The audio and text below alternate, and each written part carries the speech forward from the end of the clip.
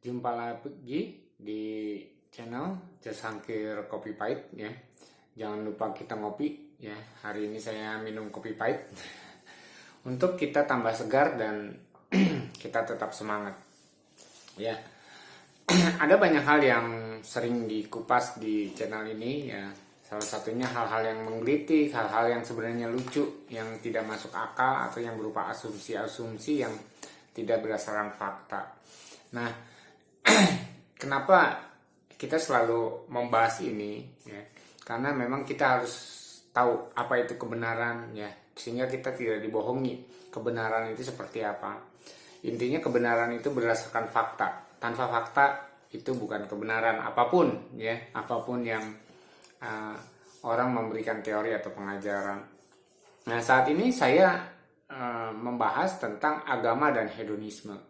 Ya, sebenarnya agama itu jauh dari hedonisme, tetapi dengan masyarakat semakin maju ya, postmodern ini, justru agama adalah menjadi sarana untuk orang menjadi hedonisme atau untuk memiliki gaya hidup hedon ya, hura-hura ya kan, senang-senang dan segala macamnya ya. Dan itu wajar saja gitu, sebenarnya nggak salah, wajar saja, tetapi menjadi aneh. Agama itu bicara tentang rohani, bagaimana menjalin hubungan dengan Allah, bagaimana kita bisa diterima di sisi Allah. Itu kan agama sebenarnya. Agama itu rohani, rohani itu roh itu tidak membutuhkan hal-hal yang duniawi. Tetapi ternyata bahwa di zaman modern ini justru agama ya, bahkan sejak kelahirannya agama itu diperalat untuk akhirnya menjadi alat kekuasaan ya melalui agama, dan sekarang menjadi alat untuk mencari uang, menjadi alat untuk kita hidup hura-hura dan poya-poya ya melalui ajaran agama karena ditawarkan gitu kan. Coba aja kalau nggak percaya kita tanya seorang anak kecil, kamu mau jadi apa? Wah, saya nanti mau jadi ustadz, saya mau jadi kiai, saya mau jadi pendeta, saya mau jadi misionaris, saya mau jadi penginjil. Wah, luar biasa karena gambaran gambaran saat ini ya, kalau mau kaya, mau terkenal itu kan gitu, mau kaya, mau terkenal, mau hidup senang ya kan, punya rumah bagus, mobil mewah ya, salah satunya adalah menjadi rohaniwan gitu kan. Karena itu banyak anak-anak memilih itu karena mereka melihat bahwa hidup sebagai rohaniawan gitu kan, ini luar biasa enaknya gitu kan. Tapi mari kita cek, kita kritisi diri sendiri, kita cek atau kita kritisi keinginan kita sendiri. Nah, makanya saya disclaimer sebelumnya bahwa agama itu seharusnya bicara rohani, bukan bicara duniawi. Jadi kalau bicara duniawi ya terserah gitu kan. Ya walaupun sebenarnya mungkin definisinya yang sudah bergeser. Jadi agama adalah sesuatu yang dibuat untuk hidup sejahtera, sedangkan rohani adalah hubungannya dengan surga, hubungannya dengan karakter, hubungannya dengan moral. Jadi tidak ada hubungannya dengan harta, tidak ada hubungannya dengan kesenangan, tidak ada hubungannya dengan hedonisme ya. Ya, kenapa orang tuh ingin menjadi pemuka agama lah, ingin menjadi rohanian karena mereka melihat ketika menjadi rohanian itu jadi enak ya, kerjanya gampang, duit gampang dicari, hidup enak, punya rumah mewah, bisa terkenal, bisa kemana-mana gitu kan. Dan ketika saudara menjadi orang kaya belum tentu terkenal tapi ketika Anda menjadi rohaniawan pasti terkenal ya kan. Ketika Anda menjadi camat bupati belum tentu terkenal, tapi menjadi rohaniawan pasti lebih mudah terkenal. Nah, kenapa saya hubungkan dengan hedonisme? Karena gini, ajaran agama sekarang ya, para rohaniawan itu mengajarkan bahwa di dalam agama itu ada janji, ditawarkan, wah nanti di surga aja ada seks, rumahnya bagus-bagus, istana yang mewah. Itu kan salah satunya diajarin enak. Jadi orang diajarin rohani disuruh bertobat supaya menikmati hidup enak. Bertobatlah, nanti makan minum enak di surga gitu kan. Bertobatlah, nanti kamu bisa tidur dengan para perawan yang wanita, para perjaka. Wah, gitu kan. Jadi bertobat itu apakah seperti itu gitu kan. Orang yang miskin makanya pengen bertobat karena ditawarin hal-hal yang enak ya kan. Ya, terus udah gitu kan. Nanti kita akan bahas khusus ya. Jadi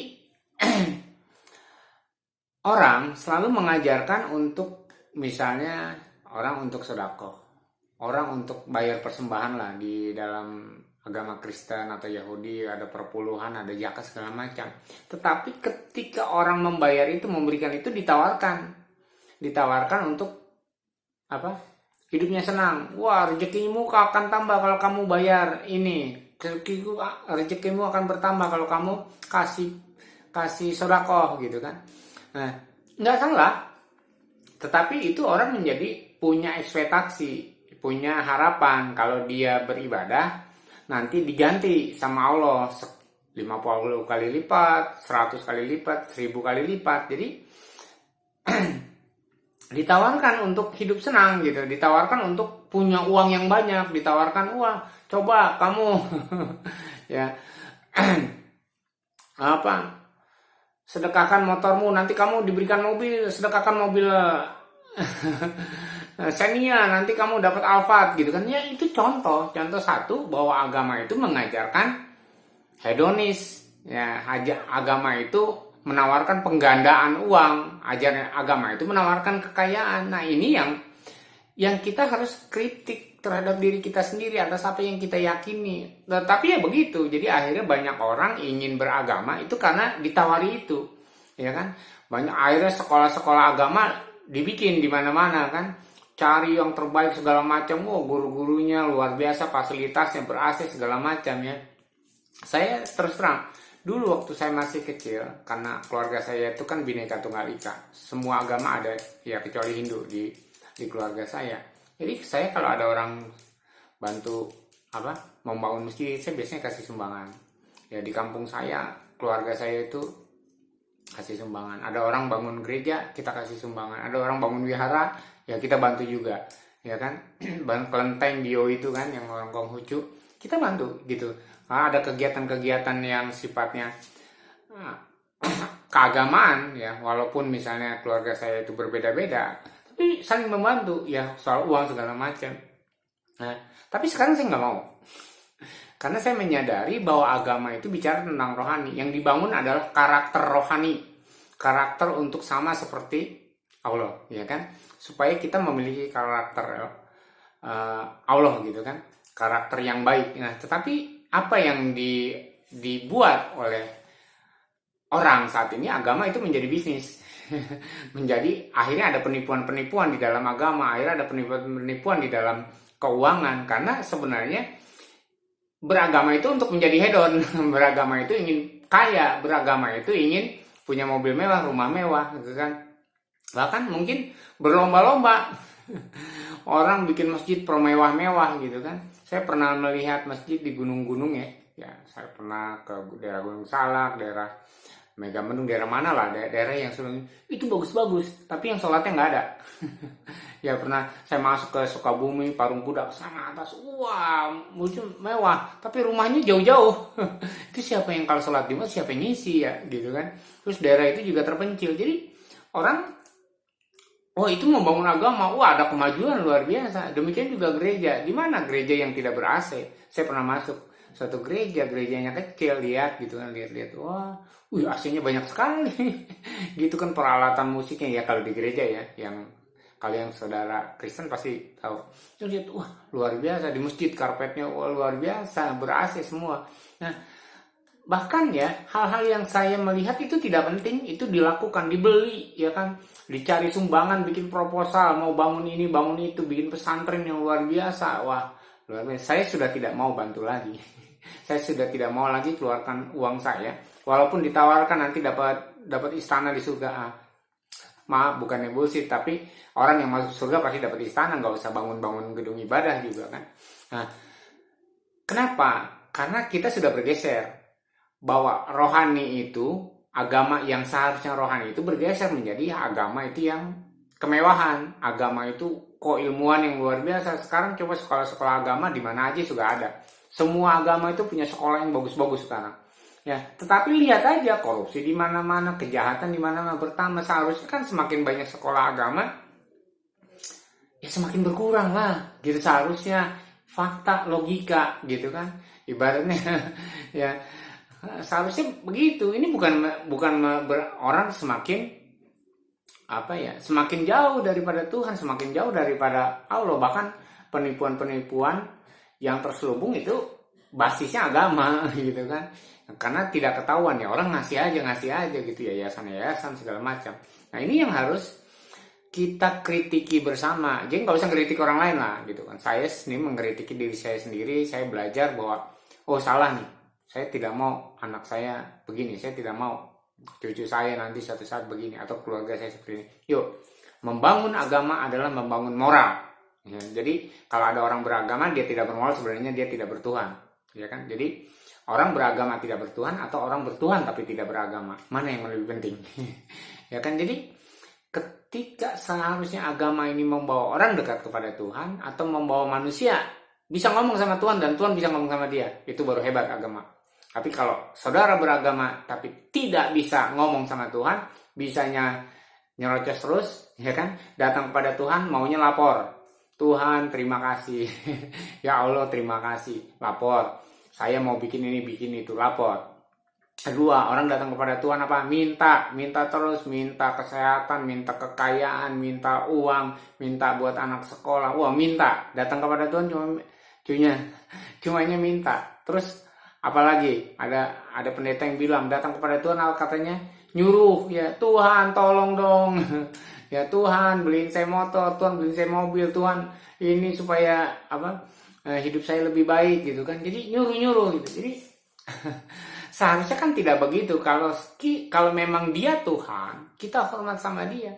Kita melakukan apa yang menjadi kehendak dia, bukan Tuhan disuruh ngerjain apa yang kemauan kita. Tuhan suruh nyediain motor, Tuhan suruh nyediain duit, Tuhan suruh nyediain bangunan yang bagus, Tuhan suruh nyediain gedung ibadah yang bagus, Tuhan suruh memperlengkapi gedung ibadah dengan AC gitu.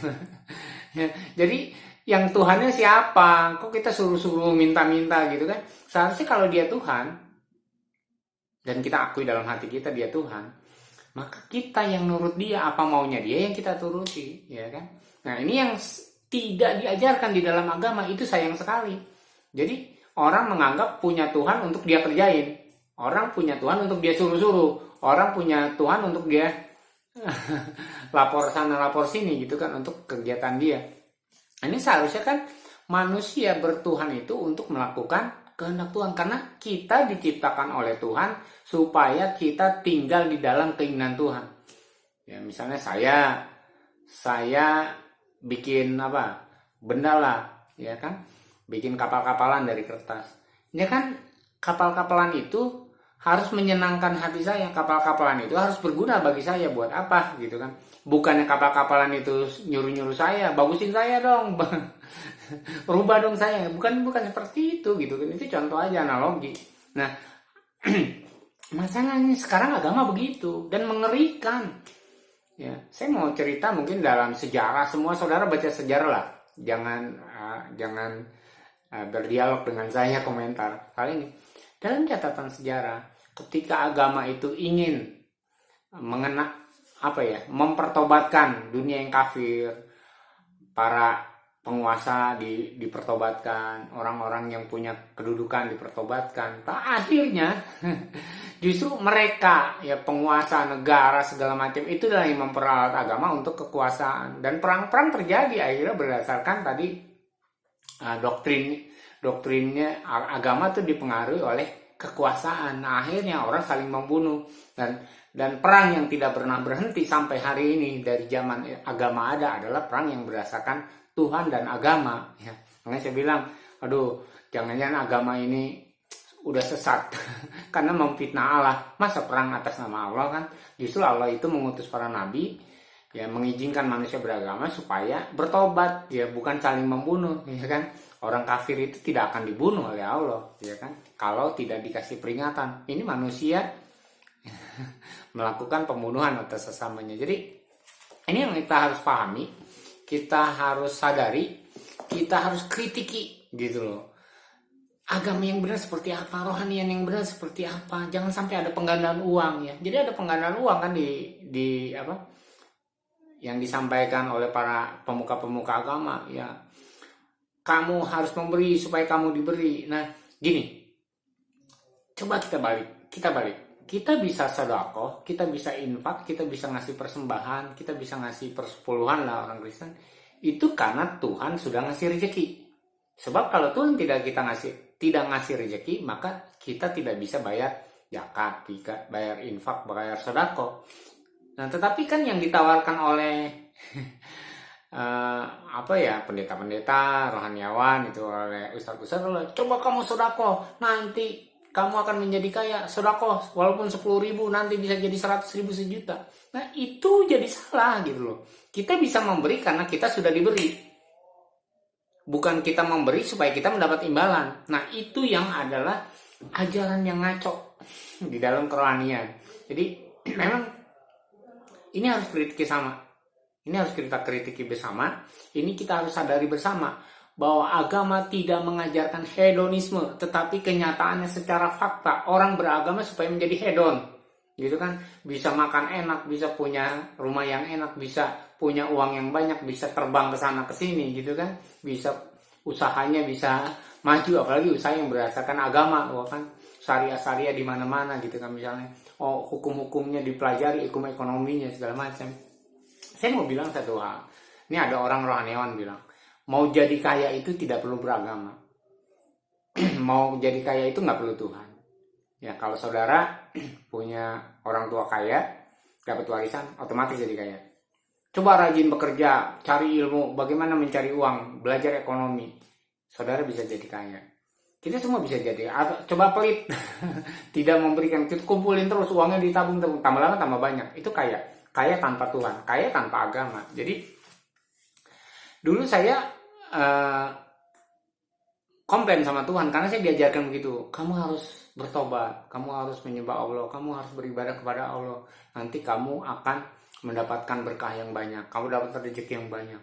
Terus waktu saya masih muda, saya melihat ada orang-orang yang tidak bertuhan, bahkan ateis kali ya. Atau ada orang sebenarnya dia merasa beragama di KTP-nya kan, tetapi dia tidak menjalankan agamanya, tetapi kaya. Ya, hidupnya hura-hura, wah, judi, tapi tambah jadi kaya.